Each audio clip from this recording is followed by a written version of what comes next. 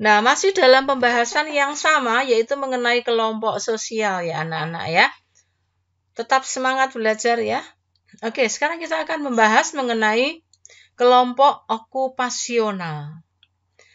Nah, satu hal yang harus kalian tahu, ketika masyarakat semakin maju, spesifikasi itu dikembangkan secara ilmiah melalui lembaga-lembaga pendidikan tertentu, sehingga menghasilkan orang-orang yang ahli dalam ilmu-ilmu tertentu. Oleh sebab itu, muncullah kelompok-kelompok profesi atau kelompok okupasional yang terdiri dari kalangan profesional yang memiliki etika profesi. Misalnya, SPSI, Serikat Pekerja Seluruh Indonesia, PWI, Persatuan Wartawan Indonesia, IDI, Ikatan Dokter Indonesia, PGRI, Persatuan Guru Republik Indonesia, dan sebagainya. Jadi di sini kelompok okupasional itu pada dasarnya itu karena di dalam masyarakat itu kompleks banget, sehingga mereka semakin sulit memperoleh kesempatan untuk berkembang. Nah, mereka mencoba membentuk kelompok-kelompok melalui lembaga-lembaga resmi, yaitu kelompok-kelompok yang mempunyai kesamaan dalam pekerjaan. Ya. Nah, ini contohnya ya, kelompok okupasional. Nah, selain kelompok okupasional, ada juga kelompok volunteer. Ya. Kelompok volunteer ini terdiri dari orang-orang yang mempunyai kepentingan sama, tetapi tidak mendapatkan perhatian dari masyarakat. Loh, kenapa? Ya karena masyarakat itu semakin kompleks, semakin beragam, banyak kebutuhan-kebutuhan anggotanya itu yang sulit dipenuhi.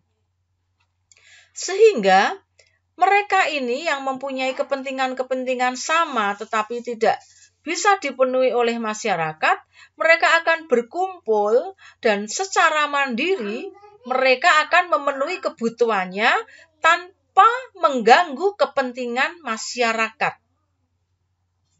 Jadi mereka, wah ini masyarakat kok sudah sepak terjangnya semakin tinggi di dalam aktivitasnya. Sementara mereka mempunyai kebutuhan yang bagi mereka ini penting untuk dipenuhi. Nah, kemudian mereka membentuk kelompok. Ayo kita memenuhi secara mandiri, tapi jangan sampai mengganggu masyarakat. Contohnya ini, kelompok pecinta olahraga bersepeda. Ya, mereka bentuk kelompok sendiri, memenuhi kebutuhan mereka sendiri. Kelompok pecinta burung kenari. Nah, bagi masyarakat yang nggak suka, ngapain juga buang-buang waktu untuk beternak burung kenari. Kerjaan aja nggak beres. Tapi mereka yang suka, ini kebutuhan. Mereka bentuk kelompok sendiri dan secara mandiri memenuhi kebutuhan mereka. Kelompok pecinta mobil antik atau mobil klasik, ini juga seperti itu. Termasuk kelompok volunteer. Nah, di dalam masyarakat ada juga sekerumunan orang yang bukan merupakan kelompok. Ini sering disebut dengan crowd atau sosial agregat. Ya. Jadi sekumpulan orang berkumpul tetapi tidak mempunyai organisasi.